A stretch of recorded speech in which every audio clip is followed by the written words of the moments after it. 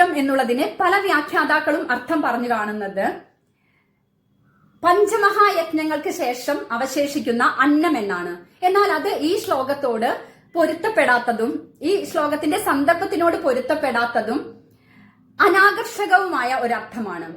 പഞ്ചമഹായജ്ഞങ്ങൾ അനുഷ്ഠിക്കുന്നത് കൊണ്ട് പഞ്ചപാപങ്ങളാണ് നീങ്ങുന്നത്. ഈ ശ്ലോകത്തിൽ സർവ്വപാപങ്ങളും നീങ്ങുന്നു എന്നാണ് പറഞ്ഞിരിക്കുന്നത്. ബ്രഹ്മയജ്ഞം, ദേവയജ്ഞം, പിതൃയജ്ഞം, നരയജ്ഞം, ഭൂതയജ്ഞം ഇവയാണ് പഞ്ചമഹായജ്ഞങ്ങൾ.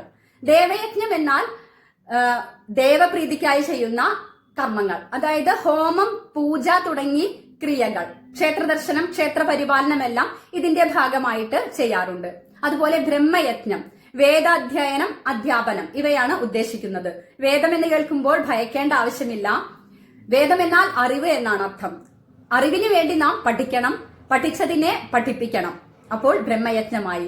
മൂന്നാമത്തേത് പിതൃയജ്ഞമാണ്. അതൊരു നിത്യകർമ്മമല്ല, നിത്യമായി ചെയ്യേണ്ടതില്ല.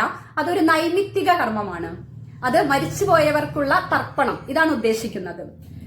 നാലാമത്തേത് നരയജ്ഞം, മാനവയജ്ഞം. അതിഥികൾക്കും ആവശ്യക്കാർക്കും ദാനം ചെയ്യുക. ആവശ്യക്കാർ എന്ന് പറയുമ്പോൾ എല്ലാവരും ആവശ്യക്കാരാണ്. അതുകൊണ്ട് അത്യാവശ്യക്കാരെയും അവശരായിട്ടുള്ളവരെയൊക്കെ പരിചരിക്കുക, സഹായിക്കുക, അതിഥികളെ വേണ്ടവിധം സൽക്കരിക്കുക. ഇതാണ് അതുകൊണ്ട് ഉദ്ദേശിക്കുന്നത്. അഞ്ചാമത്തേത് ഭൂതയജ്ഞമാണ്. സർവ്വഭൂതങ്ങളെയും സംരക്ഷിക്കുക എന്നാണ്. നമുക്ക് പറ്റുന്നത് വിശന്ന് നടക്കുന്ന തെരുവ് നായ്ക്കൾക്കും പക്ഷികൾക്കുമെല്ലാം നമുക്ക് പറ്റുന്ന ജീവജാലങ്ങൾക്ക് ഒരു നേരത്തെ ഭക്ഷണമെങ്കിലും കൊടുത്ത് അവയുടെ വിശപ്പ് മാറ്റുക എന്നുള്ളതാണ്. അപ്പോൾ ഭൂതയജ്ഞമായി. ഇവയെല്ലാമാണ് പഞ്ചമഹായജ്ഞങ്ങൾ എന്ന് പറയുന്നത്. ഈ പഞ്ചമഹായജ്ഞങ്ങൾ അനുഷ്ഠിക്കുന്നത് നാം ദിവസവും അറിയാതെ ചെയ്യുന്ന ഹിംസയിൽ നിന്നും ഉണ്ടാകുന്ന പാപങ്ങൾക്ക് പരിഹാരമായിട്ടാണ്.